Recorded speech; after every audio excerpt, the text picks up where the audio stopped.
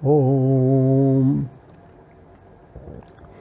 అగజాననపద్మార్కం గజాననమహర్నిశం అనేకదంతం భక్తానాం ఏకదంతముపాస్మహే. వాగీశాద్యాస్సు మనసః సర్వార్థానాముపక్రమేయం నత్వా కృతకృత్యాః స్యుః తం నమామి గజాననం. శారదా శారదాంభోజవదనా వదనాంబుజే సర్వదా సర్వదాస్మాకం సన్నిధిం క్రియాత్. యా కుందేందుతుషారహారధవళా యా శుభ్రవస్త్రాన్వితా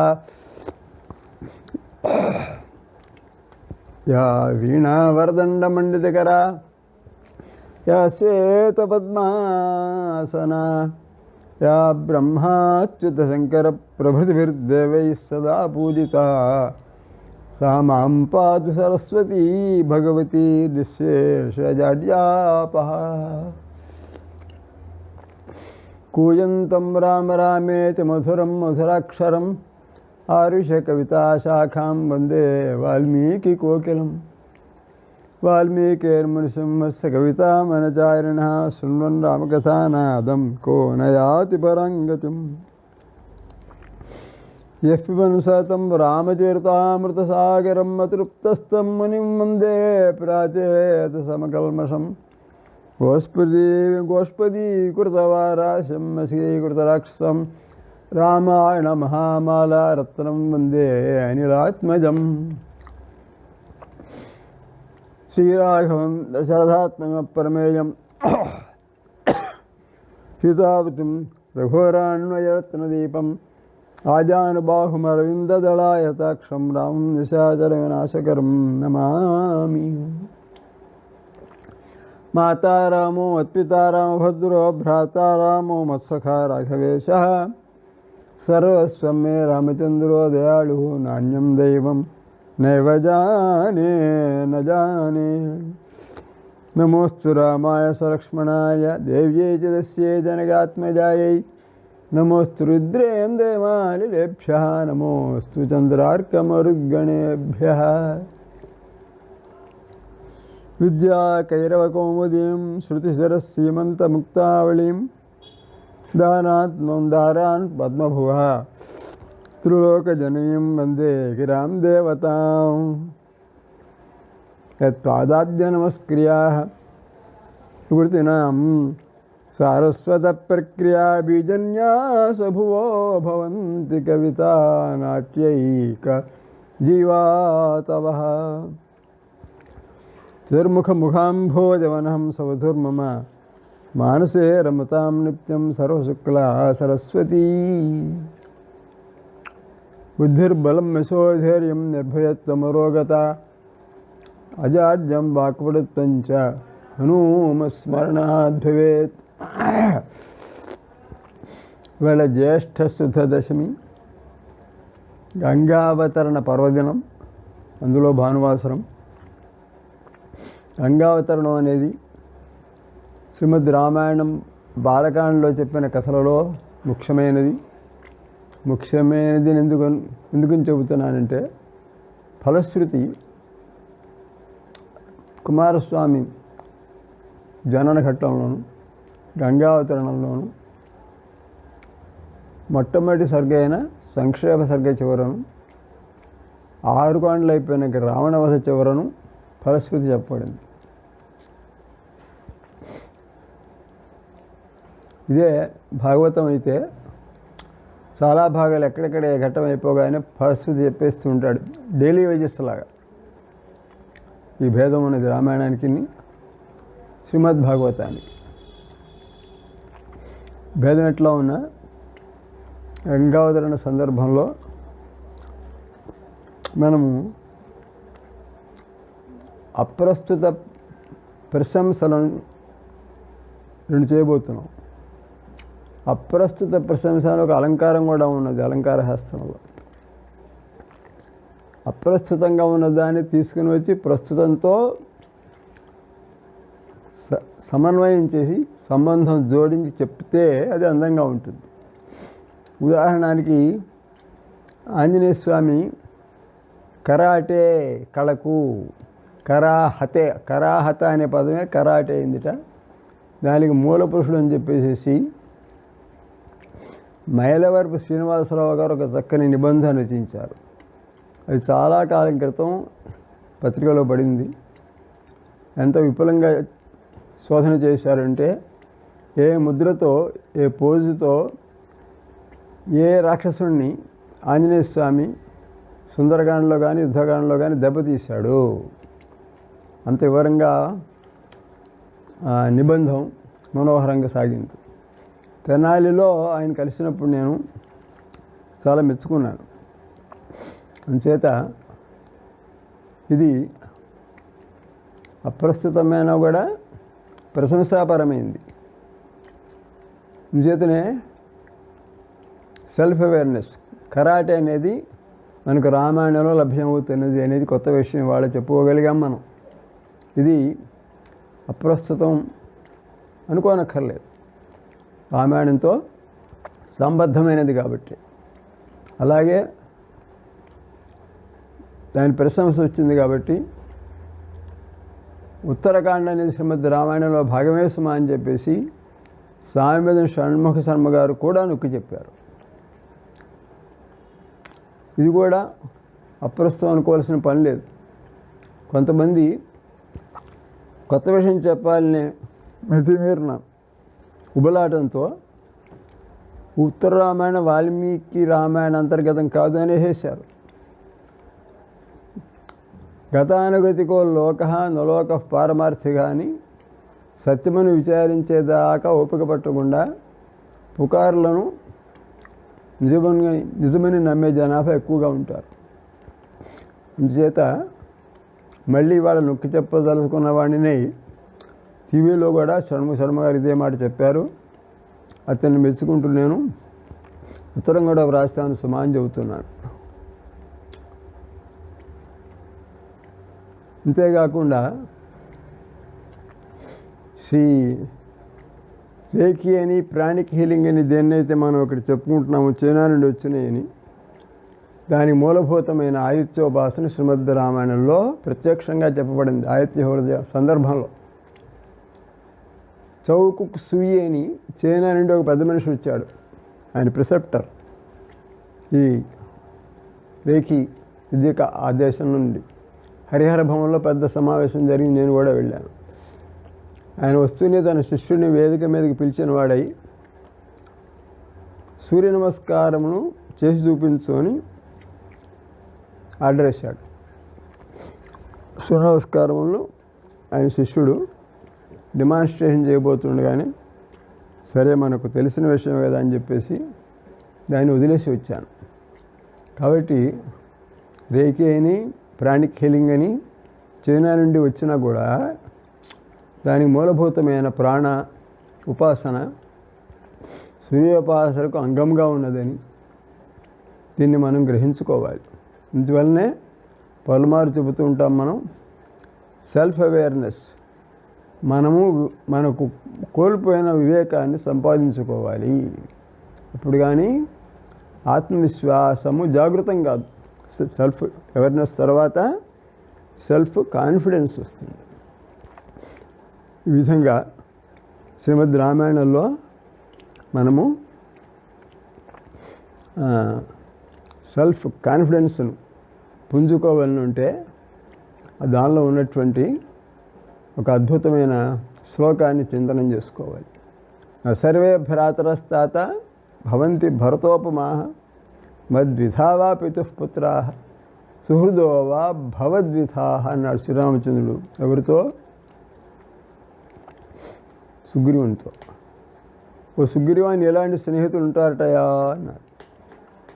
అయితే సాధారణంగా సుగ్రీవుడు కృతజ్ఞుడైపోయినాడు. 4 నెలలు వానాకాలంలో ఆయన అంతఃపురం చేరిన వాడై శ్రీరాముడు తనకు చేసిన మేలును మర్చిపోయినాడు అని చెబుతూ ఉంటారు. దాన్ని కొంచెం విచారించినట్లయితే 2-3 కోణములతో చాలా చెప్పుకోదగిన విశేషాలు మనకు గోచరం అవుతున్నాయి. శ్రీమద్ రామాయణంలో మొదటిది ఇదివరకు మనం చెప్పుకున్నాం, ఏం చెప్పుకున్నాం? వానర సంస్కృతి నుండి నర సంస్కృతిని తెలుసుకునేటందుకు, అబ్బుకునేటందుకు శ్రీమద్ రామాయణం మనకు దోహదం చేస్తున్నది. వానర సంస్కృతి ఆ రోజుల్లో ఎలా ఉండేది అంటే, అన్నదమ్ములు వాలి సుగ్రీవులు వారి వారి స్త్రీల కోసము రాజ్యం కోసం పోట్లాడుకున్నట్టు కనిపిస్తుంది. ఇది వానరుల సంస్కృతి. దుందుభైన రాక్షసుడిని వధించిన తర్వాత అతని సోదరుడైన మాయ వచ్చి అర్ధరాత్రి పూట వాలిని కాకేసి సవాల్ చేస్తాడు తోడగొట్టి, నాతో యుద్ధానికి రమ్మని. ఆ క్షణాన్ని అతను బయలుదేరిన తర్వాత సుగ్రీవుడు కూడా వెంట వచ్చాడు. అక్కడో గుహలోకి దూరిపోయినాడు మాయావి, వాడి పేరే మాయావి. వాళ్ళు కూడా వెళ్ళిపోతే ఇక్కడ ఉంటారు సుగ్రీవు అని తమ్ముడిని అక్కడ నిలబెట్టాడు. కొన్ని రోజులు నెలలైపోయింది, అక్కడి నుంచి ఏదో రక్తం ప్రవాహం వస్తుంది యువతలకి. సుగ్రీవుడు భయకంపితుడైపోయినాడు. అయ్యో అన్నగారు పోయితే నాకైతే ఏం కావాలి, రాక్షసుడు వచ్చి నన్ను కూడా వధించుతాడేమో అని భయభ్రాంతుడై పెద్ద రాతి బండను తీసుకొచ్చి ఆ గుహాద్వారానికి పిధానం చేసి దారుణంగా అడ్డుపెట్టేసేసి నెమ్మదిగా వచ్చాడు కిష్కింధ రాజ్యానికి. సరే వాలి పోయినాడు కదా అనుకుని ఆయన రాజ్యమునందు సుగ్రీవుని కూర్చోబెట్టిన సందర్భంలో సోదరుడు పోతే అతని భార్యను కూడా స్వీకరిస్తారు కదా. కాబట్టి అప్పుడు రాజ్యమును వాలి భార్య అయిన తారను కూడా అతను గ్రహించాడు. ఇది వాచ్యార్థంలో లేకపోయినా వ్యంగ్యార్థంలో లభ్యమానం అవుతుంది. ఆ తర్వాత కొద్ది గంటలకి వాలి వచ్చేసి గుహాపిధానం చూసి ఆ రాత్రి కాస్త తొలగించుకుని ఆ కోపావేశంలో వచ్చి తమ్ముడు కాస్త తన రాజ్యాన్ని తన భార్యను కాజేయాలనుకుని మోసం చేశాడని అపోహలపడి అతన్ని వెళ్ళగొట్టాడు. ఆ వెళ్ళగొట్టిన తర్వాత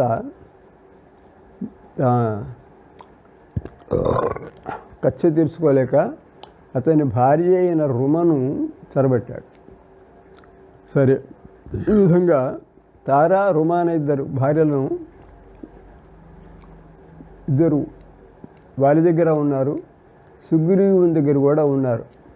వారి చనిపోయిన తర్వాత పూర్వం కూడా ఈ విధంగా స్త్రీ వ్యామోహంలో పడి పరస్పరము ద్వేషంతో ఒకరినొకరు హింసించుకోవడానికి సిద్ధమైనటువంటి సోదరులు వానరులు.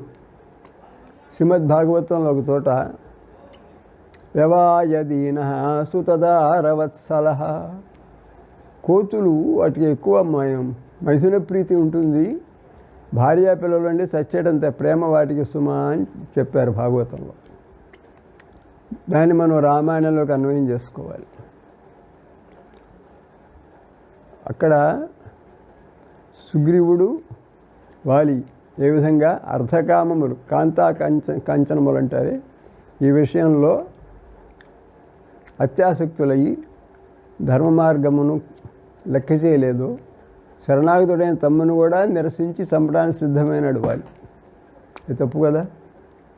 అందుచేత అర్ధకామములలో నిమగ్నమైనటువంటి వానరులు ఏ విధంగా బలహీనులో వాళ్ళకు కూడా గుణపాఠం నేర్పగలిగినటువంటి పురుషోత్తముడైన మర్యాద పురుషోత్తముడైన శ్రీరామచంద్రుడు ఉన్నాడు. కాబట్టి ఆయన్ని పోల్చి చూసుకున్నట్లయితే ఆయన జితేంద్రియుడు ఎలా అయింది, ధర్మ విషయంలో జాగరూకుడయ్యి అర్ధకామములను ఏ విధంగా అసహకరించాడు, ధిక్కరించాడు అనేది ఈ ఘట్టమునందు మనకు బాగా గోచరం అవుతున్నది. ఇక అడ్మినిస్ట్రేటివ్ పాయింట్ ఆఫ్ వ్యూ అంటాడే, ఆ పద్ధతిలో ఆ దృష్టికోణంతో ఆలోచించినట్లయితే ఇక్కడ సుగ్రీవుడు రాముని ఎందు అమితమైన భక్తి విశ్వాసములు కలవాడే, కృతజ్ఞుడు కాలేదు. కాకపోయినా అయినట్టు అపోహ పడవలసిన పరిస్థితి ఏర్పడింది. 4 నెలల వరకును వానాకాలము జైత్రయాత్రకు లంక మీద దండయాత్ర చేసేందుకు వీలు కాదు కదా, శరదృతువు రాగానే బయలుదేరదాం అనుకుని రాముడు సుగ్రీవుడు మాట్లాడటం అయిపోయింది. సుగ్రీవుడు ముందు ఎక్కడెక్కడ ఏ పర్వతాల్లో ఏ గుహల్లో ఎంతమంది వానరులు ఉన్నారో, ఎన్ని వేల కొలది వర్గాలు ఉన్నారో వాళ్ళందరినీ ఒక చోటికి చేర్చుకోవాలి కదా. యుద్ధాన్ని సన్నాహం అంటే సామాన్యం, అందులో రావణాసునితో వాళ్ళందరినీ తోలుకురమ్మని చెప్పేసేసి దూతలను పంపించేసేసి తాను అంతఃపురంలోకి వెళ్ళిపోయినాడు. ఆ వెళ్ళిపోయిన వాడు కొంచెము అజాగ్రత్త పాటు పడిన మాట నిజమే. అంచేతనే హనుమంతుడు కొంచెం మందలించడం కూడా ఆయన సంభవించింది. కొంచెం అటు ఇటు అయినా సరే ధర్మము మీద అసిధారవర్తంగా నడుచుకునేటువంటి మహానుభావులు, క్షత్రియులు, లోకోత్తర గుణోత్తరులైన రామలక్ష్మణులు అక్కడ ఉండగా అది చాలా పెద్ద నేరమైపోయింది శ్రీరామచంద్ర ప్రభువుకి. మా వాలిపథమన్వగాహ, మీ అన్నగారి ద్వాలో నిన్ను కూడా పంపించేస్తాను, ఆలస్యం లేదు ఆయన లక్ష్మణ్ ద్వారా కబురు పెట్టాడు. కబురు పెట్టేటప్పటికి సుగ్రీవుడు తల్లడిల్లిపోయినాడు. ఏమిటి నేను చేసిన అపరాధం ఏమిటి నాకు తెలియలేదు.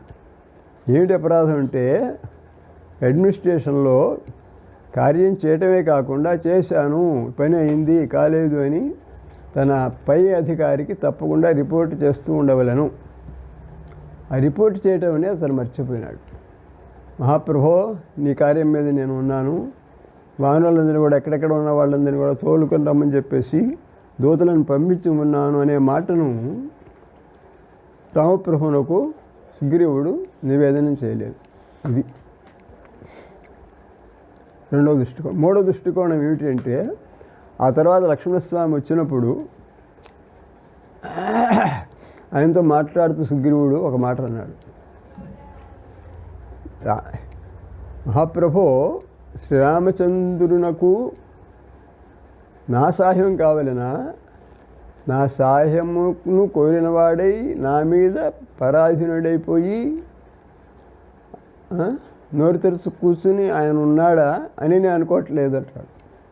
ఏమిటంటే అపరిమితమైన అచంచలమైన భక్తి విశ్వాసములు ఉన్నాయి రామప్రభు మీద సుగ్రీవునకు. ఏమన్నాడు? సప్తసాల భేదం చేసిన వాడికి నేను నా వానర వర్గము సహాయం కావటం అనవసరం కదా అనే ధైర్యంతో నేను ఉన్నాను ఇక్కడ. నన్ను మీరు అపోహపడ్డారు నా విషయంలో అని సుగ్రీవుడు విన్నవించుకున్నాడు. తారాపుడు మధ్యవర్తిగా ఉండి సాంత్వనం చేసి సుగ్రీవునికి లక్ష్మణ్ కూడా మాటలు కలిసేట్టుగా చేసి సమర్థవంతంగా నిర్వహించింది. ఈ మాటను వాలివధ అయిన తర్వాత ప్రాణములు పోయే ముందు వాలి సుగ్రీవుని పిలిచి హెచ్చరికలు చేశాడు. నహి తారామతం కించిత్ అన్యథా పరివర్తతే. తార చాలా తెలివిగలదురా, నువ్వు తప్పకుండా ఆమె మాట పాటించవలసింది. ఆమె యొక్క అభిప్రాయం మరొక విధంగా మారదు, చెరిగిపోదు.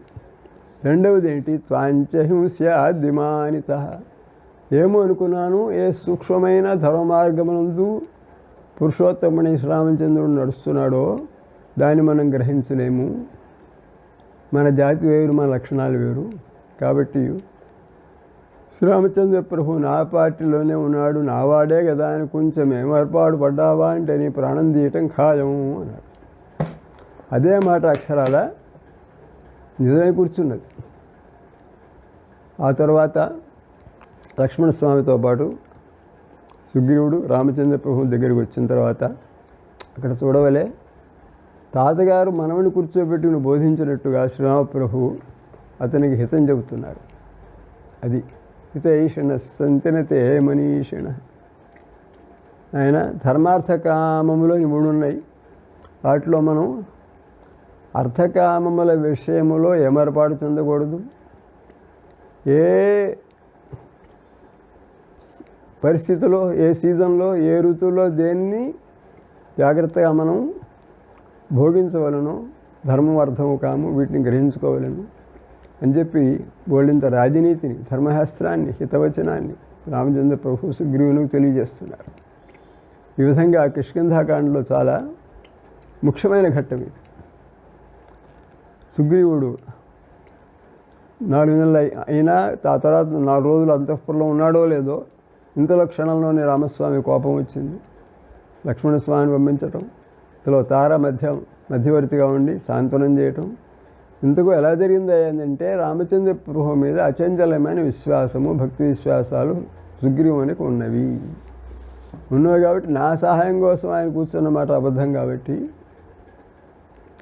అర్జెంటుగా 3 నిమిషాలు శరదృతువు రాగానే పరిగెత్తుకుపోవాల్సిన అవసరం ఏంటి లేని కొంచెం తాత్సారం చేశాడు. కొంచెం అది రిపోర్ట్ చేయకపోవటం ఒకటి, కొంచెం తాత్సారం చేసి తనకు కామనే పురుషార్థం ఏదైనా బలహీనతను ప్రకటించటము. ఈ విధంగా వానర సంస్కృతి నుండి నర సంస్కృతి ఎలా ఉన్నదో ఈ ఘట్టం మనకు బాగా కళ్ళకట్టినట్టు తెలియజేస్తున్నది. ఇక్కడ సుహృదోవా భవద్విథాహ అని శ్రీరామచంద్రుడు ఎప్పుడైతే అన్నాడో సుగ్రీవాని ఇలాంటి స్నేహితులు ఉంటారటయా అన్నాడు. ఇదేమిటి? ఈ సందర్భాన్ని పురస్కరించుకొని సుగ్రీవుని మెచ్చుకుంటున్నాడంటే సుగ్రీవునికి అపరిమితమైన తన ప్రాణములను కూడా సమర్పించేటందుకు సిద్ధమైనంత భక్తి విశ్వాసాలు రామచంద్ర ప్రభువు మీద ఉన్నాయి. కాబట్టియే వారితో యుద్ధానికి వెళ్ళే సందర్భంలో సుగ్రీవాన్ని వెళ్ళి మీ అన్నగారితో పోట్లాడేసేమని. అదేమిటి మహాప్రభు, ఇతరులకు దెబ్బలు తిని శరీరం అంతా నొప్పులు పడితే ఇప్పటికి తగ్గలేదు, మళ్ళీ మా అన్నగారితో తలబడే కాడికి మీతో నేను స్నేహం చేయటం ఎందుకు? ఇట్లా అయితే నీకు నాకు పడదు, నీ మైత్రి నేను అంతే కానీ క్యాన్సిల్ చేసేస్తున్నాను అనలేదు సుగ్రీవుడు. రామప్రభువుని వాటమ్మడి మాట వచ్చింది, రెండో మాట లేకుండా వెళ్ళి వాలితో తలబడ్డాడు. మళ్ళీ వాలి బుద్ధి లేదా ఆయనకని చెప్పేసి సావుగొట్టి వదిలిపెట్టాడు. కొద్దిలో ప్రాణాలు పోతాయేమో అని భయపడి మళ్ళీ తిరిగి వచ్చేసేసి రామచంద్ర ప్రభు దగ్గర నమస్కారం చేసి, ఆయా ప్రభు ముందే చెప్పకూడదా నేను వాలి వదిలి చేయనని, ఎందుకు మళ్ళీ నా దుంప తెంచేసావు నువ్వు అని బోరుమని ఏడ్చాడు. కాదు నాయన, అన్నదమ్ములు మీ ఇద్దరు పోట్లాడుతున్నప్పుడు ఎవరు వాలి ఎవరు సుగ్రీవుడు తెలుసుకోలేకపోయినాను, అంతేది గజపుష్పమాలను ధరించవలసింది, ఈసారి తేడా తెలుస్తుంది కాబట్టి నీకు భయం లేదని చెప్పాడు. ఇక్కడ ఒకసారి దెబ్బలు తిన్నా కూడా ప్రాణం వదులుకునేటందుకు కూడా సిద్ధమై సుగ్రీవుడు వాలితో తలబడ్డాడు. దాన్ని బట్టి తెలుసుకోవాలి సుగ్రీవునికి రాముని మీద పంచప్రాణాలు ఉన్నాయని, ఆయన ఎంత చెబితే అంత నడుచుకుంటాడని ప్రపత్తి చేయడంలో ఎవరూ తీసిపోలేదు. యుద్ధకాండ ఆరంభంలో ఆ పైన కొండ శిఖరం మీద మహల్ మీద నిలబడి చూస్తున్నాడు రావణాసురుడు. ఇక్కడ నుండి సుగ్రీవుడు చూడగానే కోపం వచ్చేసి సమాంతం వెళ్ళి రావణాసురుడి మీద దూకి తలపడతారు. ఇద్దరు బ్రహ్మాండంగా యుద్ధం చేశారు. ఆ యుద్ధంలో సుగ్రీవుడు మొత్తానికి ఏదో విధంగా తప్పించుకుని యువతలు పడ్డాడు. లేకపోతే రావణాసుని చేతులు సుగ్రీవుడు ఏమైనా అయిపోవచ్చు. అప్పుడు రామచంద్ర ప్రభు సుగ్రీవుని దగ్గర తీసుకొని, నాయన ఎంత సాహసం చేసావురా, అట్లా చేయబాక, నువ్వు లేకుండా మేమేం బ్రతకగలం అని చాలా చాలా సముదాయించాడు. కాబట్టి సుగ్రీవుని సుహృదోవా భవద్విథా అన్న చోట సుగ్రీవునకు ఎంత అపరిమితమైన విశ్వాసము, భక్తి విశ్వాసములు రామచంద్ర ప్రభు మీద కలవో దాన్ని బట్టి మనము గ్రహించుకోవాలి. వారసి గురువులు పోట్లాడుకుంటున్నారు. పోట్లాడుకున్నప్పుడు ఈయన మానవ జాతి వాడు కాబట్టి, వాళ్ళిద్దరూ కోతులు కాబట్టి ఇద్దరిలోనూ తేడా తెలియలేదు. దీన్ని బట్టి నిష్పక్షపాత బుద్ధితో శ్రీరామచంద్రమూర్తి వ్యవహరించేటందుకోసమే చాటుగా ఆయన నిలబడవలసిన అవసరం పట్టింది. ఆ నిష్పక్షపాత బుద్ధి కాని పక్షంలో, సుగ్రీవుని పక్షంలో నిలబడిన వాడయ్యే పక్షంలో చాటుగా కాకుండా సూటిగానే వారిని యుద్ధాన్ని పిలవలసిన అవసరం ఉండేది. సుగ్రీవుని పక్షపాతంతో సుగ్రీవుని వైపుగా శ్రీరామచంద్రుడు యుద్ధానికి వెళ్ళలేదు, వెళ్ళకూడదు, వెళ్ళలేదు. అందువల్ల ఇక్కడ స్వాయత్త సిద్ధి సత్యవాయత్త సిద్ధి అని రెండు విధములుగా ఉంటారట హీరో అయిన వాళ్ళు, నాయకులు. శ్రీమద్ రామాయణంలో శ్రీరామ ప్రభువు స్వాయత్త సిద్ధి. సుగ్రీవుడు అతని వానర సేనలు ఎన్ని ఉన్నా కూడా చివరకు రావణవధలో కానీ కుంభకర్ణ వధలో కానీ శ్రీరామచంద్ర ప్రభు స్వాయత్త సిద్ధి, తన మీదనే తన బరువు బాధ్యతలను వేసుకున్నవాడే జయమును తానంతట తానే సంపాదించుకున్నాడు. ఇదే సచివాయత్త సిద్ధి అవుతున్నాడు మహాభారతంలో ధర్మరాజు గారు. యుద్ధ సందర్భంలో అర్జునుని మీద భీముని మీద ఆధారపడి ఉన్నాడు. భీముడు దుర్యోధన వధించాలి, ప్రతిపక్ష నాయకుడిని. అర్జునుడు కర్ణుని కొట్టివేయాలి. ఈ విధంగా సచివుల మీద ఆధారపడే రాజు ఒకడు ధర్మరాజు ద్వాపరంలో. తనంతట తానే తరకాల మీద ఒంటరిగా నిలబడేవాడు శ్రీరామప్రభు.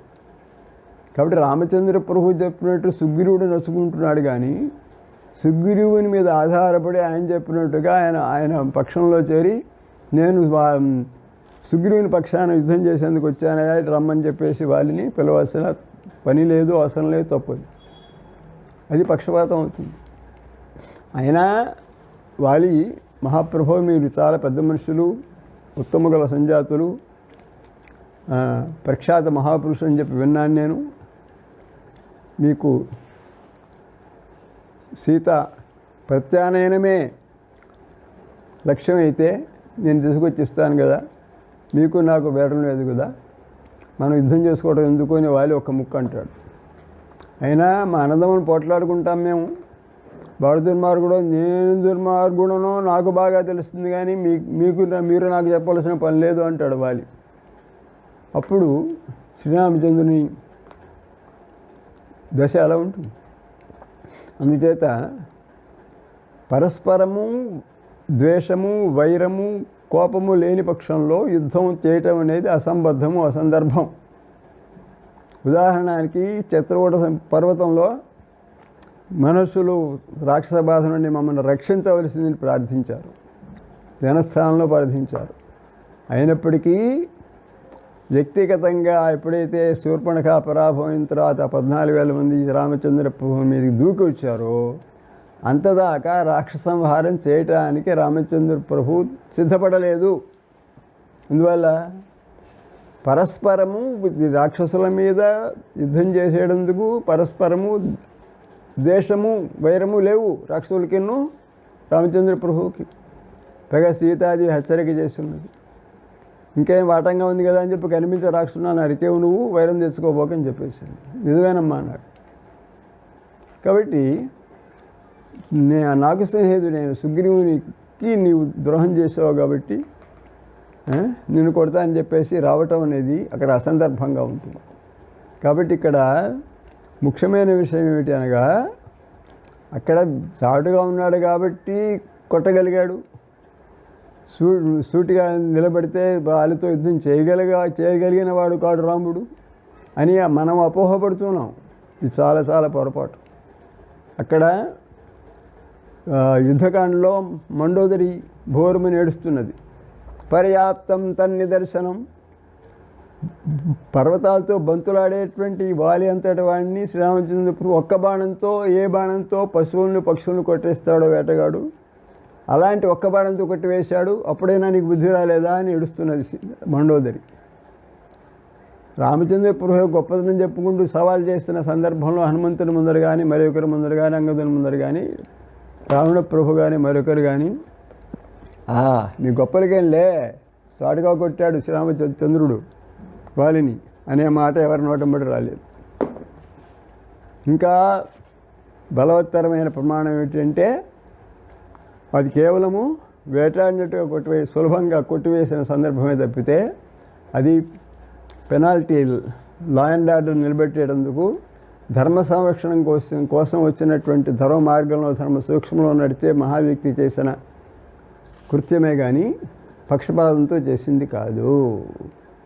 అదే కనుక మరి ఒక విధంగా మనం అనుకున్నట్టుగా పొరపాటు పడితే వాలి తన మీద పడిన బాణాన్ని తీసి అవతల పారేసి శ్రీరామచంద్రుని మీదకు దూకగలిగేవాడే కదా.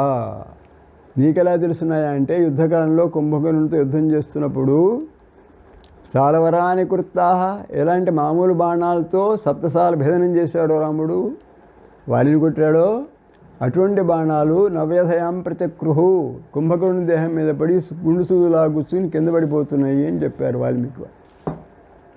కాబట్టి శ్రీరామచంద్ర ప్రభు యొక్క బలాతిశయము దీన్ని బట్టి మనం గ్రహించుకోవాలి. ఎక్కడో త్రేతాయుగంలో జరిగిన సందర్భాన్ని చులకనగా చాటు ఉండి కొట్టేశాడు అని ఉండబట్టలేక ముఖమస్తీత వక్తే ఉంటారే, నోటికి దోచినట్టుగా నాలుక కొన దాచక యమని పలుకును, నాలుక కొన దాచకుండా అనటం అనేది చాలా తెలివి తక్కువ సందర్భము. ధర్మసూక్ష్మం మీద నడుస్తూ శ్రీరామచంద్రమూర్తి నీవు ధర్మాణస్య మహాత్మన సుగ్రీవస్య సుగ్రీవుడి జీవించి ఉండగా రొమ్మను చేరబట్టావు కాబట్టి నీకు పనిష్మెంట్ ఇస్తున్నాను. శ్రీరామచంద్రపు ధర్మ సంస్థాపన కోసం వచ్చాడు అంటే ఏకపత్ని నివృత్త స్థాపనానికి వచ్చి ఉన్నాడు. దాని దర్శనము వాలివధ. నా బాణం ద్వారా నీకు ఎప్పుడైతే శిక్ష పడిందో దండనం విధించున్నానో అప్పుడు నీకు స్వర్గం వస్తుంది పో అని అనుగ్రహించుతున్నాను అన్నాడు శ్రీరాముడు. అప్పుడు కళ్ళు తెరుచుకున్నాడు వాలి. నేను అనుకున్న పద్ధతి వేరు, రామచంద్రుడి ప్రభువు చెప్పేది వేరు. ఓహో ఇదే ఇక్ష్వాకు వంశ తెలకుడైన రామచంద్ర ప్రభు ధర్మప్రభు మహానుభావుని చెప్పుతూ ఉండగా విన్నాను. సుగ్రీవుడు స్నేహం చేస్తున్నాను చారుల ద్వారా విన్నది తార. మళ్ళీ రెండోసారి తొందరపడి యుద్ధానికి వెళ్ళొద్దాయని అని కూడా తార చెప్పింది. నేను బుద్ధియుడినైనాను అంటే మేలీగో చేత భార్య చెప్పిన మాట ఎవరైతే ఉన్నారో వాళ్ళు చెడిపోతారు అని కూడా ఈ సందర్భంలో మనకు శ్రీమద్ వాల్మీకి రామాయణం నుండి సందేశం వస్తున్నది. మహావీరుడు నాయకుడైనటువంటి శ్రీరామప్రభు ఏమో సీత మాట విని నిష్కారణంగా రాక్షసులందరినీ కనిపించిన వాళ్ళందరికీ పోగులు పెట్టలేదు. అక్కడ ఏదో విచారించవలసిన విషయం ఉన్నా కూడా తార హెచ్చరిక చేసినా కూడా నిర్లక్ష్యం చేసి వాలి వెళ్ళేసి రాముని చేతిలో దెబ్బతిన్నాడు. కాబట్టి ఈ విధంగా కిష్కింధాకాండ అనేది మొత్తం 7 కాండలలోకి సెంటర్ పాయింట్, గ్రావిటేషనల్ పుల్ అనేది అక్కడ ఉన్నది. అసలు శ్రీమద్ రామాయణంలో మధ్యలో ఉన్న కాండ శ్రీ కిష్కింధాకాండ. ఉత్తరకాండ అవతల ఉన్నది కాబట్టి 7 కాండలు అవుతున్నాయి. ప్రధానంగా ఈ కిష్కింధాకాండాన్ని పురస్కరించుకొని మన సుగ్రీవుడు అప్పుడు ఆలస్యం చేసిన రామచంద్ర ప్రభు దగ్గరకు వచ్చి ఈ ఉపదేశాన్ని పొందాడో వీటన్నింటినీ గమనించుకున్నట్లయితే శ్రీమద్ రామాయణ యొక్క చింతన మనకు ఇంకా ఇంకా మనోహరంగా గోచరం అవుతుంది. ఏమిటి మనోహరం అంటే ధర్మార్థకామ మోక్షముల గురించి శ్రీమద్ రామాయణం చెబుతున్నది. మోక్షం గురించి ఎక్కడ వేదాంతాలు చెప్పలేదు. ఏమిటి రహస్యం అంటే మోక్షం అనేది నీకు ఈశ్వరునికి మధ్య ఉన్నది, చెప్పవలసిన పని లేదు. దేహకృత స్మృతిచ్ఛేదం అంటున్నది భాగవతం. నీకు తల్లి గర్భం నుండి ఎవడైతే శరీరం ఇచ్చాడో అక్కడ పోషించాడో తర్వాత కూడా పోషిస్తున్నాడో వాడి శరీరంలో వాడి ఇష్టంలో ఉంది నీ శరీరము, జాగ్రత్త. దీన్ని తెలుసుకున్నట్లయితే నీ ఈశ్వరుణ్ణి నువ్వు ధ్యానించుతావో లేకపోతే ఈశ్వరుని వేధించుతావో, ఆయన నిన్ను బాధించుతాడో నువ్వు ఆయన బాధించుతావో మీ ఇష్టం అది. కాబట్టి జన్మెత్తిన ప్రతి వ్యక్తి గ్రహించుకోవలసిన మోక్షము ఆ వ్యక్తిగతంగా అతనికి వదిలేసేసి జీవించున్న ప్రతి వ్యక్తి కూడా ధర్మార్థ కామములను బ్రహ్మచర్యము, గృహస్థ ధర్మము, వానప్రస్థం అనే 3 ఆశ్రమములను పాటించవలను. చక్కగా ఈ 3 ఆశ్రమాలను చూపించాడు శ్రీరామచంద్ర ప్రభు. ఈ విషయములన్నీ కూడా మనకు ఈ సన్నివేశంలో బాగా ఆలోచించిన కొద్దీ గోచరం అవుతున్నాయి. అంచేత వాలి శ్రీరాముతో వాదించే సందర్భంలో ఆయనంతటా ఆయన కమిట్ అయిపోయినాడు. పంచనఖాభక్ష్య అని పెద్ద ధర్మశాస్త్రం పూర్వమాసం తెలిసిన వాళ్ళలాగా 5 గోళ్ళు కలిగిన 5 జంతువులే కదా భక్ష్యములైనవి మీ క్షత్రియులకు అంటాడు. అంటే ఆహారం కోసం జంతువులను వేటాడటం మీకు ధర్మం ఉన్నది, మేము జంతువులం కాబట్టి మీ శ్రీరామప్రభు నీవు వేటాడే అధికారం నీకు ఉన్నది అని వాలివి శుభ్రంగా వాలి ఒప్పేసుకున్నాడు కాబట్టి నా నదోషం రాఘవే దధ్యవు ధర్మే అధిగత నిశ్చయ. రాముడు చెప్పిన ధర్మ సూక్ష్మాన్ని అర్థం చేసుకున్నవాడై రాముడు చేసిన దానిలో పొరపాటు లేదు అని గ్రహించుకున్నాడట. ఎందువల్ల ఆహారం కోసము క్షత్రియుడు వేటాడవలసిన జంతువులలో పంచనఖాభక్ష్య అని నియమ విధి చేత 5 గోడుగలు 5 జంతువులు ఉన్నాయి. 5 నేను రాను కదా అంటున్నాడు. అంటే ఒప్పేసుకున్నాడు. నువ్వు వేటాడిగా అధికారం ఉన్నది, వేటాడడం అనే చాటు నుంచి వేస్తాడు, వెనక నుంచి వేస్తాడు, పైనుండి వేస్తాడు, అది ఎట్లయినా చేయొచ్చు అని ఒప్పేసుకోవడంతో వారి ఆర్గ్యుమెంట్ కాస్త డౌన్ఫాల్ పడిపోయింది. కాబట్టి ఆ వేటాడటం అనేది క్షత్రియుని అధికారం ఉంది. కాబట్టి ఆ వేటాడటానికి అధికారం ఉన్న క్షత్రియుడు శ్రీరామప్రభు ఆ వేటాడటం కూడా ఎప్పుడైతే దుష్ట శిక్షణ కోసం వచ్చిన అవతారం కాబట్టి అది దానిని అర్థం చేసుకుని ఏకపతి నివత స్థాపనకై వచ్చాడు. కాబట్టి వ్యభిచార దోష పరిహారానికి శ్రీరామచంద్ర ప్రభు వారిని శిక్షించాడు. దీన్ని గ్రహించుకోవాలి. ఈ సందర్భంలో మనం మర్చిపోరాని విషయం ఏంటంటే రామచంద్ర ప్రభు అతి పవిత్రమైన బ్రహ్మచారి. ఎప్పుడు పెళ్ళి అయిన తర్వాత కూడా బ్రహ్మచర్యమే, 14 సంవత్సరములు కూడా బ్రహ్మచర్యమే. ఆయన విశ్వామిత్రునితో పాటు లక్ష్మణునితో పాటు మిథులకు బయలుదేరేటప్పుడు కూడా నిత్యశుద్ధ బుద్ధమైన బ్రహ్మచారియే. కాబట్టి ఆయన పాదస్పర్శ చేత అహల్యాదేవికి శాపమోక్షమైంది. అహల్యాదేవి చేసినటువంటి వ్యభిచార దోషము రామచంద్రుని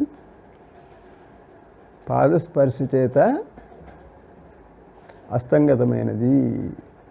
క్షాళయామిత పాద పంకజే నాధదారు దృషదోఃకిమంతరం మానుషీకరణ చూర్ణమస్థితే పాదయోరితి కథా ప్రధీయసి.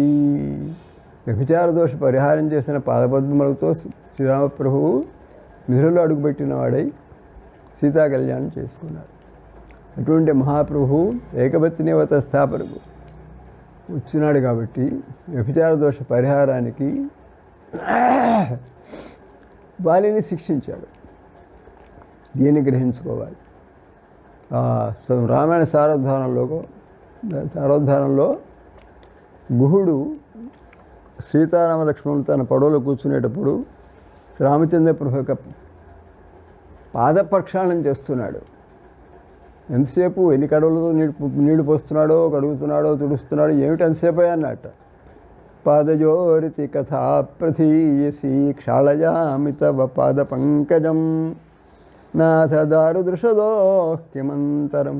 నీ పాదములో ఒక్కరవ కూడా లవలేశమేనా ధూళి ఉన్నదా అంటే నాకు చాలా ప్రమాదం నాయన. ఏమిటినాడు? పాదజోరితి కథా పృథీయసి. నీ పాదధూళి తగలగానే ఒక శిల కాస్త అద్భుతమైన సుందరాంగిగా పరివర్తనం చెందింది అని అందరికీ లోకంలో ప్రసిద్ధమైన విషయం నా కదా ఇది. ఇప్పుడు నువ్వు ఆ పడవలో అడుగుపెట్టావనుకో, ఈ పడవ కాస్త సుందరాంగిగా మారింది. అప్పుడు చాలా యాతన. ఇంటికి వెళ్ళానంటే మా ఆవిడ నాతో కలహం పెట్టుకుంటుంది. చాలా ప్రమాదం.